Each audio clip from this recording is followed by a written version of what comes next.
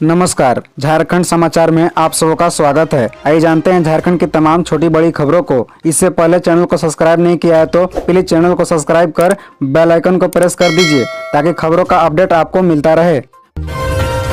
Jail से ही कर दूंगा बीजेपी का सुफड़ा साफ, ईडी और सीबीआई का डर नहीं, बोले सीएम हेमंत सोरेन। दरअसल आपको बता दें कि झारखंड के लिए कल ऐतिहासिक दिन रहा। विधानसभा से ओबीसी आरक्षण और अस्थायीता बिल पास हो गया। मुख्यमंत्री हेमंत सोरेन ने दोनों विधेयकों को सदन में पेश किया था।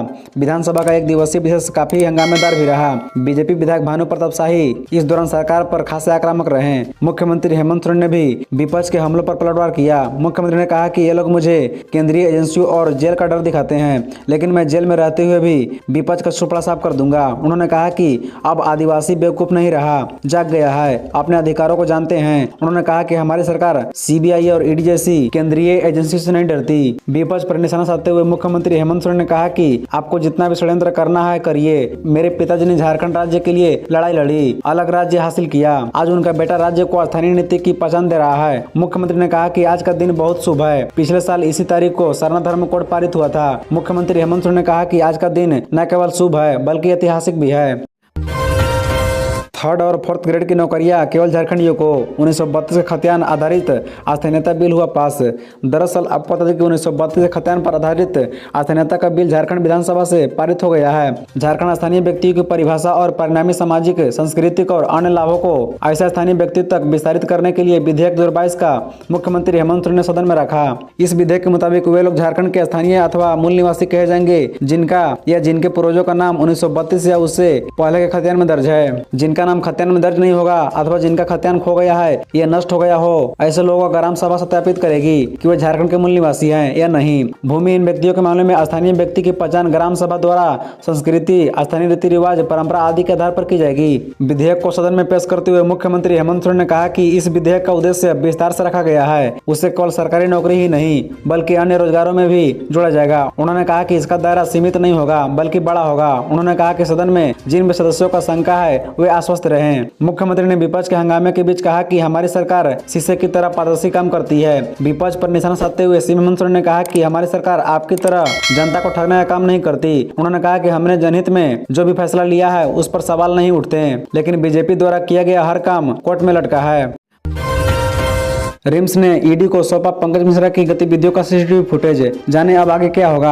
दरअसल आपको बता दें कि रिम्स प्रबंधक ने मनी लॉन्ड्रिंग मामले में गिरफ्तार पंकज मिश्रा की सीसीटीवी फुटेज परिवर्तन निदेशालय को सौंप दिया है। करीब 1 महीने की मशक्कत और ईडी की टेक्निकल टीम के सहयोग से सीसीटीवी फुटेज को संग्रहित किया गया। रिम्स सूत्रों से मिली जानकारी के अनुसार पंकज मिश्रा के भर्ती रहने के चिन्हित स्थान का करीब 1 टेराबाइट सीसीटीवी फुटेज ईडी को दिया गया है। अब ईडी की टेक्निकल टीम सीसीटीवी फुटेज के आधार पर आकलन कर आगे की रणनीति बनाएगी। जानकारी के अनुसार पंकज मिश्रा के ट्रामा सेंटर और पेइंग में भर्ती रहने के दौरान फुटेज ईडी को उपलब्ध कराया गया है। गौरतलब है कि रिम्स में इलाजरत पंकज मिश्रा द्वारा मोबाइल फोन से कई वरिष्ठ अधिकारियों से बातचीत करने का मामला उजागर होने पर ईडी ने संबंधित लोगों से बातचीत की थी। साथ ही रिम्स के प्रशासन को सीसीटीवी फुटेज उपलब्ध कराने को निर्देश दिया था। निर्देश के बाद रिम्स की टेक्निकल टीम सीसीटीवी फुटेज खंगालने में जुटी थी, लेकिन सफलता नहीं मिली। इसके बाद ईडी की टेक्निकल टीम खुद रिम्स गई और सीसीटीवी फुटेज को संग्रहित करने में रिम्स की टीम को सहयोग किया।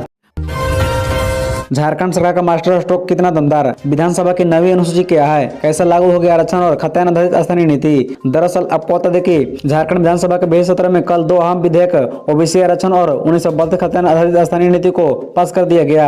अब इसे केंद्र को भेजा जाएगा। राज्य सरकार इन दोनों विधेयकों को नवी अनुसूची के तहत शामिल करना चाहती है। सरना धर्म कोड को लेकर भी प्रस्ताव केंद्र के पास लगभग 1 साल से लंबित है। इसे भी नवी अनुसूची में शामिल करने के लिए भेजा गया है। झारखंड सरकार ने प्रस्ताव भेजकर अब पूरी जिम्मेदारी केंद्र की तरफ पास कर दी है। राजनीतिक जानकारी इसे झारखंड सरकार का मास्टर स्ट्रोक मान रही है। इसके राजनीतिक पहलुओं को छोड़कर आइए जानते हैं इसके तकनीकी पक्ष क्या है। बता दें कि झारखंड सरकार बार बार नवी अनुसूची के तहत इसे लाने पर जोर दे रही है। मुख्यमंत्री ने विधानसभा में कहा कि हम नहीं चाहते हैं कि इसे चुनौती दी जाए। नवी अनुसूची केंद्र और राज्य कानूनों की एक ऐसी सूची है जिन्हें न्यायालय के समक्ष चुनौती नहीं दी जा सकती। नवी अनुसूची में कुल 284 कानून शामिल है जिन्हें न्यायिक समीक्षा संरक्षण प्राप्त है, अर्थात इन्हें अदालत में चुनौती नहीं दी जा सकती। नवी अनुसूची को साल 1951 में प्रथम संविधान संशोधन अधिनियम अधिनियम के तहत भारतीय संविधान में शामिल किया गया था। संविधान के 9वीं अनुसूची में शामिल विभिन्न कानूनों को संविधान के अनुच्छेद 31B के तहत संरक्षण प्राप्त होता है। न्यायालय द्वारा असंवैधानिक घोषित होने के बाद भी यदि किसी कानून को 9वीं अनुसूची में शामिल किया जाता है तो वह उस तारीख से संवैधानिक रूप से वैध हो जाता है। अभी तक झारखंड में एसटी को 26, एससी को 10 और पिछड़ों को 14% आरक्षण मिल रहा था। 9वीं अनुसूची में शामिल होने के बाद एसटी को 28, एससी को 12 और पिछड़ों को 27% आरक्षण हो जाएगा। लोकपाल ने अदालत में शिबू सोरेन की याचिका का किया विरोध। 28 को फिर होगी सुनवाई। दरअसल आपको बता दें कि लोकपाल ने झामुमो प्रमुख शिबू सोरेन द्वारा दिल्ली हाईकोर्ट में दायर एक याचिका का बृहस्पतिवार को विरोध किया, जिसमें भाजपा सांसद निशिकांत दुबे की शिकायत के आधार पर भ्रष्टाचार विरोधी प्राधिकार द्वारा उनके खिलाफ शुरू की गई कार्यवाही को चुनौती दी गई है। लोकपाल ने कहा कि कार्यवाही कानून के अनुसार की जा रही है और शिकायत अभी भी निर्णय के लिए खुली है। लोकपाल ने अदालत में कहा कि उसे शून्य भ्रष्टाचार की नीति के लिए भारत की प्रतिबद्धता के बाद सार्वजनिक पदाधिकारियों के खिलाफ भ्रष्टाचार के आरोपों पर गौर करने के लिए स्थापित किया गया है। लोकपाल का रुख श्री सोरेन की याचिका पर उनके विरुद्ध दायर एक जवाब पर आया, जिसमें निशिकांत दुबे की शिकायत के साथ ही उसके खिलाफ भ्रष्टाचार विरोधी प्राधिकार की कार्रवाई पर सवाल उठाया गया है। अदालत ने 12 सितंबर को झारखंड के पूर्व सीएम के खिलाफ लोकपाल की कार्यवाही पर रोक लगाते हुए कहा था कि इस मामले में विचार करने की आवश्यकता है। स्थगन आदेश को हटाने के संबंध में दाखिल एक अलग जवाब में लोकपाल ने कहा कि अंतरिम राहत जारी रखना प्रतिकूल होगा और लोकपाल अधिनियम के पीछे विधायी मंशा को नकारात्मक रूप से प्रभावित करेगा। झारखंड स्थापना दिवस। मानगो नगर निगम में मेयर की सीट सामान्य। महिला पुरुष कोई भी लड़ सकेंगे चुनाव। 15 के बाद हो सकती है चुनाव की घोषणा। दरअसल आपको बता दें कि मानगो नगर निगम चुनाव पहली बार होने वाला है।